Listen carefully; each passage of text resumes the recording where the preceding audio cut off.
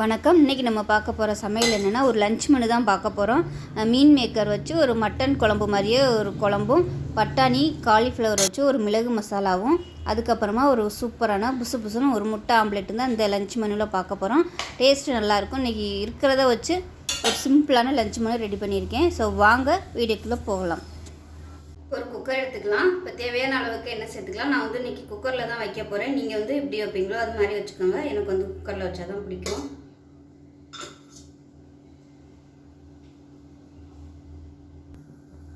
இப்போ எண்ணெய் நல்லா சூடாகிடுச்சு. 1 டீஸ்பூன் சோம்பு, ஸ்டார் அனீஸ் 1, கல்பாசி கொஞ்சமாக 1, 2 கிராம்பு எடுத்துருக்கேன், ஒரு ஏலக்காய், சின்ன துண்டை 2 பட்டை, இது எல்லாத்தையும் சேர்த்துக்கலாம். இதோட பிரியாணி இலை 1 சேர்த்துக்கலாம். இப்போ அதில் கொஞ்சமாக கருவேப்பிலையில் சேர்த்துக்கலாம். இப்போ இது எல்லாமே நல்லா பொரிஞ்சு நல்லா ஒரு ஃப்ளேவர் வருது. இதில் மீடியம் சைஸாக ஒரு பெரிய வெங்காயம் நீளமாக கட் பண்ணி சேர்த்துக்கலாம். இதுக்கு பதிலாக நீங்கள் சின்ன வெங்காயம் சேர்க்குறதுனால சேர்த்துக்கலாம். இந்த வெங்காயத்தை நல்லா வதக்கி விட்டுக்கலாம். இதோடவே ஒரு 10 சின்ன வெங்காயம் மிக்சியில் அரைச்சிட்டு இந்த ஸ்டேஜில் சேர்த்திங்கன்னா உங்களுக்கு குழம்பு நல்லா டேஸ்ட்டாக இருக்கும். ஸோ எனக்கு இப்போ வீக்கெண்டுங்கிறதுனால காய்கறி எல்லாமே காலி ஆகிடுச்சு. இனிமேல் வாங்கினதுனால சேர்க்கலை. நீங்கள் செய்யும்போது ஒரு 10 சின்ன வெங்காயமோ இல்லை ஒரு 5 சின்ன வெங்காயமோ நல்லா மிக்சியில் அரைச்சிட்டு சேர்த்திங்கன்னா உங்களுக்கு ஃப்ளேவர் நல்லா இருக்கும். அதே மாதிரி இந்த பெரிய வெங்காயத்துக்கு பதிலாக சின்ன வெங்காயம் சேர்த்திங்கனாலும் நல்லாயிருக்கும். அப்படியே ரியலாக நம்ம ஒரு மட்டன் குழம்பு சாப்பிட்டா எப்படி இருக்குமோ அதே மாதிரியே இருக்கும். டேஸ்ட்டு ஃப்ளேவர் பார்த்திங்கன்னா மட்டன் குழம்பு மாதிரியே இருக்கும். இப்போ நல்லா வெங்காயம் வதங்கிடுச்சு. இப்போ இதில் இஞ்சி பூண்டு பேஸ்ட் சேர்த்துக்கலாம். 1 டேபிள் ஸ்பூன் அளவுக்கு சேர்த்துக்கலாம். நான்வெஜ்ஜாக இருந்தால் இன்னும் கொஞ்சம் இஞ்சி பூண்டு பேஸ்ட் பிடிக்கும். 1.5 டேபிள் ஸ்பூன் சேர்த்துக்கலாம். நம்ம சோயா சங்க்ஸ் தானே எடுத்துருக்கோம், அதனால் 1 டேபிள் ஸ்பூன் அளவே போடணும். ரொம்ப சேர்த்தோம்னாலும் ஒரு மாதிரி கசக்கிற மாதிரி இருக்கும். இஞ்சி பூண்டு பேஸ்ட் அதையும் சேர்த்தோம்னா இப்போ வதக்கி விட்டு பொடியெல்லாம் சேர்த்துக்கலாம். இஞ்சி பூண்டு பேஸ்ட் நல்லா வதங்கிடுச்சு. இப்போ பொடியெல்லாம் சேர்த்துக்கலாம். நான் குழம்பு தூளும் மிளகாத்தூளும் எடுத்து வச்சுருக்கேன். நீங்கள் வீட்டில் எது யூஸ் பண்ணுவீங்களோ அதை யூஸ் பண்ணிக்கோங்க. இது குழம்பு தூள் இல்லை அப்படின்னு நினச்சிங்கன்னா கடைகளில் வைக்கிற சிக்கன் மசாலா, மட்டன் மசாலா இருக்கும் பார்த்தீங்களா, குழம்புக்கு வைக்கிறது, அந்த பொடியை கூட நீங்கள் சேர்த்துக்கலாம். அதை சேர்த்துட்டு ஒரு டேபிள் ஸ்பூன் எக்ஸ்ட்ரா தனியாத்தூளும் மிளகாத்தூளும் சேர்த்துக்கிட்டிங்கன்னா உங்களுக்கு நல்லாயிருக்கும். அதுவும் நல்லாயிருக்கும். அது ரியலாக அப்படியே சிக்கன் குழம்பு மட்டன் குழம்பு சாப்பிட்ட மாதிரியே இருக்கும் அந்த ஃப்ளேவர். இப்போ அந்த பொடியை போட்டு நல்லா வதக்கியாச்சு. இப்போ மீடியம் சைஸாக 3 தக்காளி 1-2 அரைச்சி வச்சுருக்கேன். ரொம்ப நைஸாலாம் இல்லை, சும்மா பல்ஸ் மோடில் போட்டுட்டு 2 இது போட்டு எடுத்து வச்சுருக்கேன். இந்தளவுக்கு அரைச்சிக்கோங்க. நான் நார்மலாக நம்ம நாட்டு தக்காளியாக இருந்துச்சுன்னா உங்களுக்கு இது அரைக்க வேண்டிய அவசியமே இல்லை, சீக்கிரமாகவே கரைஞ்சிடும். ஏன்னா இப்போ வர தக்காளி எல்லாமே கரைய மாட்டேங்குது, கல் மாதிரி அப்படியே இருக்கும். அதுக்காக தான் எல்லாத்துலேயுமே நான் அடிச்சடிச்சு சேர்க்குறது. தக்காளி கரைஞ்சால் தான் அந்த டேஸ்ட் கரெக்டாக கிடைக்கும் குழம்புல, இல்லைன்னா சப்புன்னு இருக்கும் அந்த டேஸ்ட் இல்லைன்னா.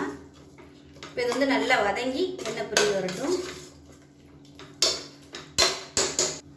இப்போ இது வதங்கிட்டு இருக்கையில் நம்ம ஒரு தேங்காய் பேஸ்ட் ரெடி பண்ணிக்கலாம் குழம்புக்கு. ஒரு 3 டேபிள் ஸ்பூன் துருவன தேங்காய், டேபிள் ஸ்பூனில் அளந்து எடுத்து வச்சுருக்கேன் 3 ஸ்பூனு. அதே மாதிரி ஒரு 5 முந்திரி பருப்பு, 1/4 டீஸ்பூன் கசகசா, 1/4 டீஸ்பூன் சோம்பு, இது எல்லாத்தையுமே நல்லா நைஸாக அரைச்சிக்கலாம். நீங்கள் முந்திரி பருப்பு கொஞ்சம் கூட சேர்த்துக்கிட்டாலும் நல்லாயிருக்கும். ஏன்னா இது தண்ணி விட்ட மாதிரி வரும் இந்த குழம்பு. அந்த நம்ம தண்ணியில் ஊற போட்டு சோயா சங்க்ஸ் எடுத்து வச்சுருக்கனால குழம்பு கொதிக்கும் போது அந்த தண்ணி விட்டு கொஞ்சம் தண்ணியாகவே தான் எப்பயுமே இருக்கும். அதனால் கொஞ்சம் கெட்டியாக வரதுக்காக முந்திரி பருப்பு சேர்க்குறோம். நீங்கள் பொட்டுக்கடலை சேர்க்கலாம் அப்படின்னு நினச்சிங்கன்னா பொட்டுக்கடலை சேர்த்திங்கன்னா அது குருமா மாதிரி ஆயிடும். அதனால் முந்திரி பருப்பு சேர்க்குறது தான் நல்லது. இது நல்லா நைஸாக அரைச்சிட்டு பார்க்கலாம். இப்போ அடுப்பு குறைவான தீயில தான் வச்சு வதக்கிட்டு இருக்கேன். ஒருவேளை உங்களுக்கு எண்ணெய் பத்தாமல் இருந்துச்சுன்னா அடி பிடிக்கும். ஸோ அந்த ஸ்டேஜில் நீங்கள் கொஞ்சமாக எண்ணெய் சேர்த்துக்கலாம். இப்போ எண்ணெய் கரெக்டாக இருக்குது, அதனால் அடி பிடிக்கலை. இது இன்னும் நல்லா எண்ணெய் பிரிஞ்சு வரட்டும். இப்போ தக்காளி எல்லாமே நல்லா வதங்கி எண்ணெய் விட ஆரம்பிச்சிருச்சு. இந்த கலருமே பார்த்திங்கன்னா நல்லா அப்படியே தொக்கு மாதிரி வந்துருச்சு. இந்த ஸ்டேஜ் வரைக்கும் வதக்கணும். அப்போ தான் உங்களுக்கு குழம்பு நல்லா டேஸ்ட்டாக இருக்கும். 100 கிராம் சோயா சங்க்ஸ் எடுத்திருக்கேன், அதாவது மீன் மேக்கரு. சுடு தண்ணியில் உப்பு போட்டு நல்லா கொதிக்கிற தண்ணியில் போட்டுட்டு நல்லா ஒரு 20 நிமிஷம் ஊறினதுக்கப்புறம் நல்லா 2 தடவை நல்ல தண்ணி ஊற்றி அலசிட்டு புளிஞ்சு எடுத்து வச்சுருக்கேன். இதை சேர்த்துக்கலாம். அந்த மசாலாவோட சேர்த்து வதக்கி விட்டுக்கலாம். பக்கத்தில் தண்ணி நல்லா கொதிக்க வச்சுக்கோங்க. நல்லா வதக்கி விட்டுட்டு தண்ணி எடுத்து நம்ம ஊற்றிக்கலாம். இப்போ எல்லாமே நல்லா வதங்கிடுச்சு. இந்த மசாலா எல்லாமே இந்த மீன் மேக்கர் நல்லா உள்ளே இழுத்துக்குச்சு. இப்போ தண்ணி கொதிக்கிற தண்ணியை அதில் சேர்த்துக்கலாம். இதை நல்லா கலந்து விட்டுக்கலாம். இது எப்போ நான் ஏற்கனவே சொன்ன மாதிரி இது கொஞ்சம் தண்ணியாக தான் இருக்கும். நம்ம எவ்வளோ தான் பிழிஞ்சாலும் உருக்கில் வந்து தண்ணி இருந்துகிட்டே தான் இருக்கும். நம்ம விசில் உடையில் அந்த தண்ணியும் சேர்த்து தான் வரும். இப்போ வந்து உப்பு நான் வேக வைக்கலே உப்பு போட்டிருக்கேன். இப்போ பத்தலைன்னா உப்பு சேர்த்துக்கலாம். இப்போ அது வந்து ஒரு கொதி வரட்டும். குழம்புக்கு தேவையான உப்பு சேர்த்துக்கலாம்.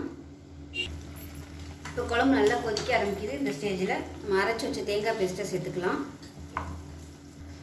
இப்போ மிக்சியிலேருந்து அலசின தண்ணி சேர்த்துக்கலாம். எல்லாத்தையும் நல்லா கலந்து விட்டுடலாம். இப்போ இதை மூடி வச்சிடலாம். மூடி வச்சுட்டு நல்லா ஒரு 3 விசில் விட்டுட்டு ஸ்டீம் போனதுக்கப்புறம் பார்க்கலாம். கருவேப்பிலை, கொத்தமல்லி இதெல்லாம் இருந்துச்சுன்னா நீங்கள் சேர்த்துக்கோங்க. என்கிட்ட இல்லாதனால நான் சேர்க்கலை. இப்போ விசில் வந்ததுக்கப்புறம் பார்க்கலாம். இப்போ குழம்பு விசில் விட்டு நல்லா ஸ்டீம் போயிடுச்சு. எப்படி இருக்குன்னு பார்க்கலாம். பாருங்கள், குழம்பு நல்லா அருமையாக வந்துருச்சு. நல்லா ஜம்முன்னு வாசனையாக இருக்குது. இது கொஞ்சம் நம்ம ஆறுச்சுன்னா நல்லா கொஞ்சம் கெட்டியாக வரும். இந்த குழம்பு வந்து அப்படியே அந்த சோயா சங்க்ஸ் பார்த்திங்கன்னா நல்லா உள்ளே அப்சர்வ் பண்ணிவிட்டு உங்களுக்கு கொஞ்சம் நேரம் கழிச்சு பார்த்திங்கன்னா குழம்பு வந்து கம்மியாயிடும். அதனால் இது வந்து கரெக்டான கன்சிஸ்டன்சியில் இருக்குது. ரொம்பவும் தண்ணியாக இல்லை, கரெக்டாக இருக்குது. இது மிச்சம் இருந்துச்சுன்னா சப்பாத்திக்கெலாம் தொட்டு சாப்பிட்றதுக்கு அருமையாக இருக்கும். குழம்பு அருமையாக ரெடி ஆகிடுச்சு. இப்போ நம்ம வந்து காலிஃப்ளவர் மிளகு வறுவல் எப்படி செய்யலாங்கிறத பார்க்கலாம். இப்போ ஒரு கடாயை எடுத்துக்கலாம். எண்ணெய் சேர்த்துக்கலாம். எண்ணெய் சூடாகிடுச்சு. சோம்பு சேர்த்துக்கலாம். சோம்பு பொரிய ஆரம்பிக்கும். கருவேப்பிலை சேர்த்துக்கலாம். வெங்காயம் ஒரு கைப்பிடி அளவுக்கு சேர்த்துக்கலாம். பெரிய வெங்காயம் நீளமாக நறுக்கினது.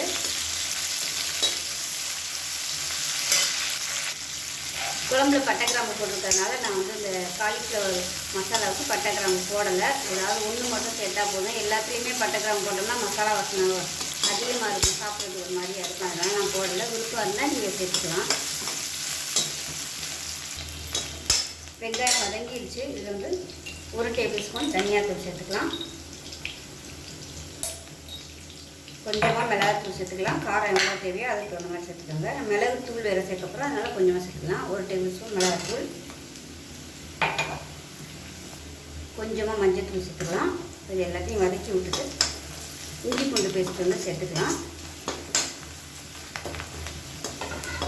லேசாக பரட்டிட்டு தக்காளி மீடியம் சைஸாக ஒரு தக்காளி நேரத்தை சேர்த்துக்கலாம். இதோடவே ஒரு 1/2 டேபிள் ஸ்பூன் இஞ்சி பூண்டு சேர்த்துக்கலாம். இது எல்லாமே நல்லா வதங்கட்டும். தக்காளி மசிக்கிறதுக்கு உப்பு சேர்த்துக்கலாம்.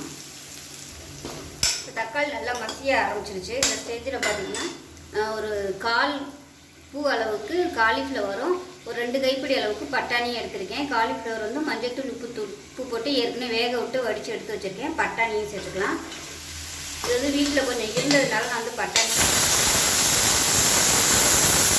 வந்து வீட்டில் கொஞ்சம் இருந்ததுனால நான் சேர்த்துக்கேன். இல்லைன்னா நீங்கள் வெறும் காலிஃப்ளவர் கூட சேர்த்துக்கலாம். நான் வந்து காலிஃப்ளவர் ரொம்ப கம்மியாக இருந்ததுனால கொஞ்சம் பட்டாணியும் சேர்த்துட்டேன். இது எல்லாத்தையும் நல்லா பரட்டி விட்டுக்கலாம். இப்போ காலிஃப்ளவர் தேவையான உப்பு சேர்த்துக்கலாம். இப்போ நல்லா வதக்கியாச்சு. இப்போ வந்து கொஞ்சமாக தண்ணி சேர்த்துக்கலாம். தண்ணி வந்து கொஞ்சம் சூடாகவே சேர்த்துக்கோங்க.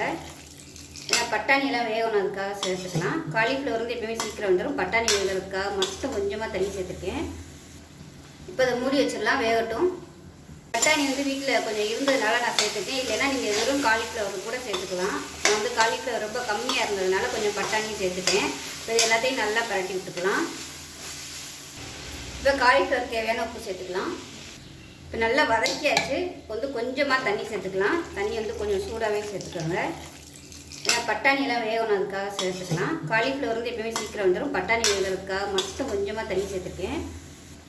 இப்போ அதை மூடி வச்சிடலாம், வேகட்டும். இப்போ காலிஃப்ளவர் எப்படி இருக்குன்னு பார்க்கலாம்.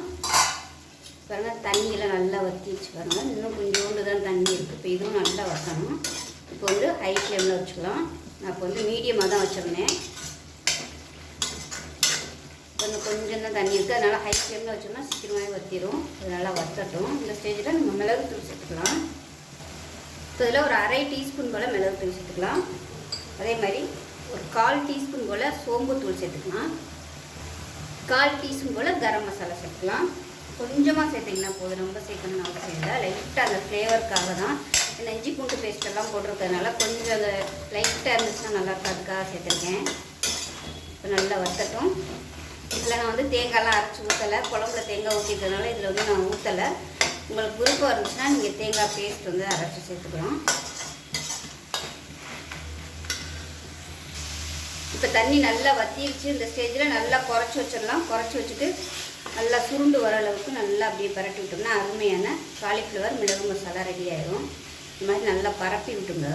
பரப்பி விட்டுட்டு அப்படியே விட்டுடலாம். இப்போ இந்த ஸ்டேஜில் வந்து மூடி வைக்கக்கூடாது. மூடி வச்சோம்னா அதை தண்ணி விட்டுக்கிட்டே வரும். வந்து நம்மளுக்கு நல்லா ரோஸ்ட் ஆகி வராது. அதனால் இப்போ குறைச்சி வச்சுட்டு இந்த மாதிரியே விட்டுருங்க. நல்லா அப்படியே ட்ரை ஆகிடும். அப்பப்போ வந்து கிளறி விட்டுட்டே இருக்கணும். இப்போ பாருங்கள் நல்லா ரோஸ்ட் ஆகி வந்துருச்சு. இப்போ அமர்த்திடலாம். அவ்வளோதான், அருமையான காலிஃப்ளவர் மிளகு மசாலா ரெடி ஆயிடுச்சு. பார்த்திங்கன்னா ஒரு மிக்சியில் ஒரு 5 முட்டை சேர்த்துருக்கேன். கொஞ்சம் மஞ்சள்தூள், கொஞ்சம் தேவையான அளவுக்கு மிளகுத்தூள், சீரகத்தூள், உப்பு எல்லாமே போட்டிருக்கேன். இது வந்து நல்லா மிக்சியில் போட்டு நல்லா ஒரு 2 செகண்ட் நல்லா அடிச்சுக்கலாம். நல்லா அடிச்சுட்டு நம்ம ஆம்லேட் போட்டோம்னா நல்லா அப்படியே சூப்பராக வரும். இப்போ பாருங்கள் நல்லா நுரைச்சி வந்திருக்கு பாருங்கள். நம்ம கையில் அடித்தா கூட அந்த அளவுக்கு நுரைச்சி வராது. இப்போ பார்த்திங்கன்னா ஒரு மீடியம் சைஸாக ஒரு பெரிய வெங்காயம் வந்து நல்லா பொடியாக கட் பண்ணி வச்சுருக்கேன். இப்போ இதை சேர்த்துக்கலாம். முட்டை அடித்ததை வந்து இதில் சேர்த்துக்கலாம். இந்த மாதிரி அடிச்சுட்டு நம்ம வந்து ஆம்லேட் போட்டோம்னா நல்லா புசு புசுன்னு சூப்பராக வரும் ஆம்லேட்டு. இந்த மாதிரி அடிக்கிறதுல இன்னொரு பெனிஃபிட் என்னென்னு பார்த்தீங்கன்னா, உப்பு மிளகுத்தூள் இதெல்லாம் பார்த்திங்கன்னா ஒழுங்காக வந்து கரையாது. இந்த மாதிரி அடிக்கும்போது அந்த மஞ்சள்தூள் உப்பு எல்லாமே நல்லா அந்த முட்டையோட அப்படியே பிளெண்ட் ஆயிரும். இதில் வந்து நான் பச்சை மிளகாலாம் போடலை. விருப்பப்பட்டால் நீங்கள் பச்சை மிளகா, கொத்தமல்லி, கருவேப்பிலை கூட நீங்கள் சேர்த்துக்கலாம். அவ்வளோதான், ஆம்லேட்டுக்கு ரெடி ஆயிடுச்சு. இப்போ முட்டை ஊற்றுற பேன் எடுத்துக்கலாம். இதில் வந்து எண்ணெய் தடவிட்டு கொஞ்சம் எண்ணெய் விட்டுருக்கேன். முட்டை ஊற்றும்போது நல்லா கலக்கி விட்டுட்டு ஊற்றிக்கோங்க. அந்த வெங்காயம் வந்து எப்போயும் அடியில் போய் உட்காந்துக்கிறோம். அதனால் கலக்கி விட்டுட்டு எடுத்து விட்டுக்கலாம். ஒரு ஆளுக்கு எவ்வளோ தேவையோ அந்த அளவுக்கு ஊற்றிக்கலாம்.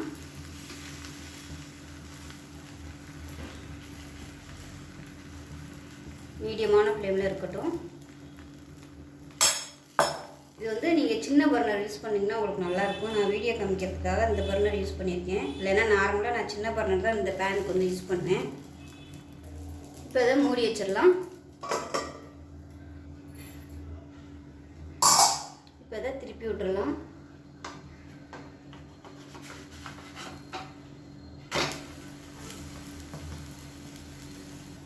இப்போ இந்த சைடு பார்த்தீங்கன்னா இப்போ ஆம்லேட் ரெடி ஆயிடுச்சு. அருமையாக ரெடி பண்ணுங்க. கலர் எப்படி இருக்குன்னு இப்போ இந்த சைடு பார்த்தீங்கன்னா குழம்பு பாருங்கள். இவ்வளோ நேரம் கழித்து நான் காமிக்கிறேன் எந்த அளவுக்கு கெட்டியாக இருக்குன்னு.